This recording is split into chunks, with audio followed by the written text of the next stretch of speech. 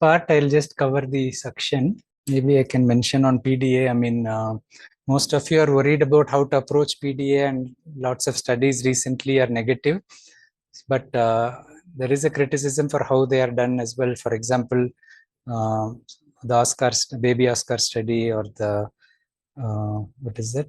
Starting with the B. Anyway, I mean, you have recent studies. That study looked only at Brufen, and the Iowa approach is what most of us follow. I mean, even the experts in India, the NNF consensus, Pradeep Suryavanshi, Kiran More, Mohit, all of them are preferring the approach with the Iowa consensus. So you have an aggressive screening and early intervention for the extreme premature babies. About 28, 29 weeks, most of the babies you can conservatively monitor. If it is significant, you treat it with paracetamol as a first line. Oral paracetamol is more effective than IV paracetamol, so try to give orally. It's only a small dose, but osmolarity was discussed. You can dilute it with the milk and give. It's 15 milligram per kilogram every 6 hours, and you can stop it by 3 days. You don't need to give the full 7 days. If you do an echo and it's closing, minimum 3 days you give, and then you can consider stopping. Even in the extreme premature babies, the liver function has not been shown to be affected. I have been following this approach and it works reasonably well. Of course, it doesn't close in all the cases, but the extreme premature babies, the first week, the renal function is still maturing. So avoid Brufen in the first week if possible. That's where the Benedict study, that's a Benedict study, Benedictus they call it. That study showed a side effect to Brufen being more in the first week. And we don't use that. They didn't use paracetamol in that study, so that's a negative. So you have to be pragmatic in your study design as well. You know that paracetamol is coming up, so ideally they should have used both when you do a large study. So we have the approach to PDA, which you have to be conservative in the bigger babies. In the babies below 28 weeks, you screen for it early and treat it. In the pulmonary pressures are high in the first 2 days, don't treat the duct. So PPHN, or high pulmonary resistance, is a factor that you need to have the duct open for the baby to cope. And don't overuse vasoactive medication as well. So very often we overdiagnose hypotension. So you need to monitor the baby clinically, not just on the numbers on the screen. Don't jump to use vasoactive medication, because you cannot, especially the more potent ones, you cannot predict how they will respond. And the brain neuroprotection, the autoregulation is not mature. So you may be ending up causing problems trying to treat a number. Baby is pink and well perfused, pulses are felt, but you see a low blood pressure. It's a fashion. Most of you, when you present in the OSCEs, in the OCS sessions, you are saying you're starting inotropes. Don't take it lightly. For me, I can count the number of babies we start inotropes, so very limited. And you do echo, learn functional echo and try to do it to guide you. Infection control, there is no shortcut for that, and all of you have to set an example. You need to train your staff for that as well. ET tube fixation, we discussed. You don't have the capnography, you don't have the specific fixators like the Neobar. The top one is the Neobar that we use. We also have the Neofit, which is with the Velcro mechanism. These are very useful, especially when you need to readjust the position. And remember that the neck position affects your tube fixation as well. If the neck is flexed, the tube goes deeper, and if neck is extended. So you have to, when the holders are there, you have to fix it properly. Try to explore. We have Neotech company which is bringing some of these products. So discuss with them. Cost may be a factor, but keep some in the unit for the more challenging or the extreme premature babies. You use these. So humidification, obviously, the wall gas sources have cold gas, and you always have to humidify it as far as possible. Don't give the wall source. Always have the gas, the controller. So the regulator has to be connected. Never give the wall gas direct near the face, because it comes at 50 psi pressure. So the baby will be harmed many times. Doesn't happen anymore. Most of us work in sophisticated units, but be careful that the wall source is coming very cold, very high pressure. So you always need the flow regulator. And the cold passover is where it bubbles through. It doesn't take up much humidity because heating is needed and time when it passes is needed. So giving a low flow through the cold passover doesn't give much by way of humidity. And that's why you shouldn't exceed, in small babies, 0.5 liters with a low flow. If you need more than 1 liter, go for the humidified high flow. Even though we say technically more than 3 liter is high flow, if you need anything more than 1 liter, use the high flow device with the humidity and heating. And obviously, if you need support in these babies, you need some pressure. So start with 3 liters and titrate. So no point giving just oxygen for these babies. The only situation we give oxygen alone in neonatology is BPD, when you're weaning off and the baby shows. Even there, because of the intermittent hypoxemia, it's better till the baby is recovering that you keep them on some pressure, like 3 liters of high flow. So baby needs, I told you about the low flow systems, not humidified. So go for high flow in the early stages. And this is a chart which shows you the relationship between absolute relative humidity and temperature. So as the temperature goes up, your actual water vapor content keeps increasing. So that's why the heating in the humidifier we discussed when we discussed humidification. So when your temperature is rising, you can carry more water vapor. But if the temperature is dropping, the extra water vapor will condense. And that's why we discussed the position of the the tubing. So where this part of the circuit should be outside the incubator, because it doesn't sense the drop. So it kind of thinks it's in a high heat environment, while actually it's 27 degrees. So then it may condense and cause more problems. Now the newer humidifier, she demonstrated that it's better. So the humidifiers are improving as well, and we have the heater wire technology in inspiratory and expiratory part of the circuit.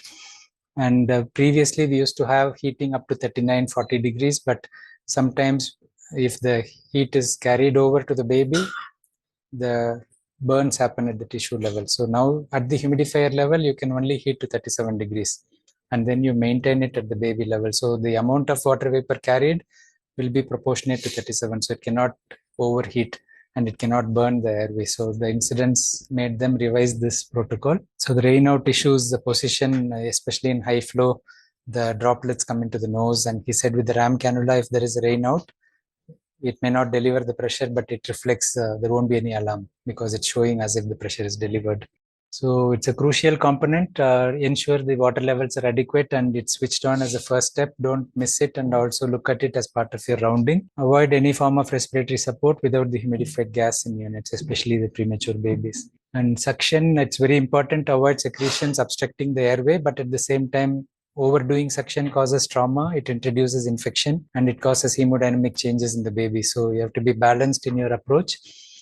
Use the minimum required pressure as and when required. In a very small baby, the non-invasive ventilation only works if your nose is patent. Most common reason for nose blocking is our efforts to repeatedly suction the nose, because if you're using a suction catheter, even the direction from which your suction is important, because if you are supposed to not hit the septum, and you have to gently go through and only release the suction pressure when you're withdrawing. So suppose you have the suction connected as you go in, you're going to suck in the mucosa, and the mucosa becomes edematous, and it's already a narrow airway.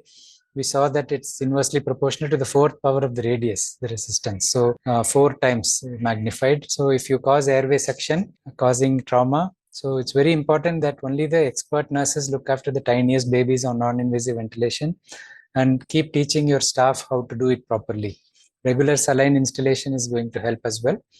And appropriate humidification is very important to reduce the airway getting clogged up, using the right interfaces. So you rotate the interfaces. So there is a difference between keeping the airway patent and using suction to keep it patent. So do the measures which are needed, like humidification, appropriate interface which is not irritating the baby. Suppose it's moving inside the nose, it can cause trauma and irritate the baby. Baby is agitated. When we are agitated, we feel our nose congesting. So the congestion in the nose is causing the airway to become edematous as well. So keeping the agitation levels low, good nursing care, developmentally friendly approach is going to help. Yesterday you mentioned using triclofos. It's been shown to be neurologically negative for the baby. So to avoid using that for non-invasive ventilation, use comfort measures. So in US, they have banned it. So FDA has banned triclofos, and Europe also has banned it. So we may use it occasionally for MRA, but don't use it as a sedation. So chloral hydrate should not be used. And chest physiotherapy obviously is not routinely done. There was a question on collapsed lung, so you may use it in those settings.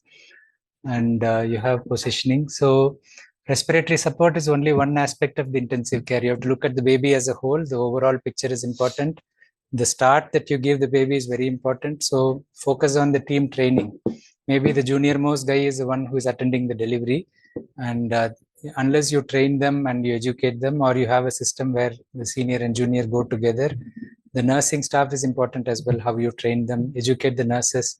Unless the nurses are educated, your outcomes are not going to be as good as what you want, even if you are good yourself. And many aspects of the supportive care impact on the current condition as well as the long-term outcome. And quality improvement, I mean, I think Dr. Manoj has made a lecture on quality improvement. You can go through that in the module as well. You have to think, I mean, especially if you're running the unit yourself, you're the head of the department or you own the hospital, it's your onus to make sure that there are no errors in your unit. Quality improvement is about education, feedback, and audit.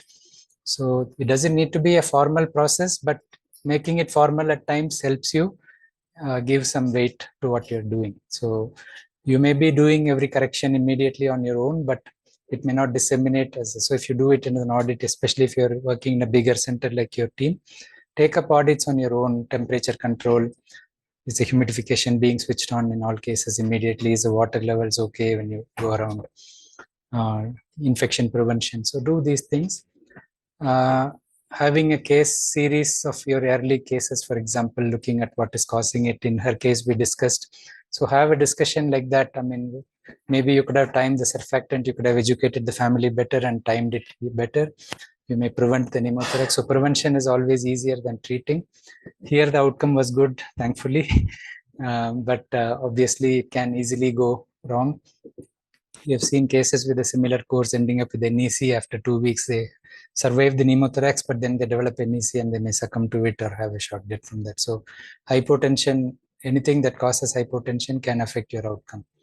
And think more about your antibiotic use, because dysbiosis, the Serratia case you presented, probably we gave the infection to the baby from their NICU stay, a gift from us, and we don't know the outcome. I mean, even IV fluids for a brief time can introduce infection.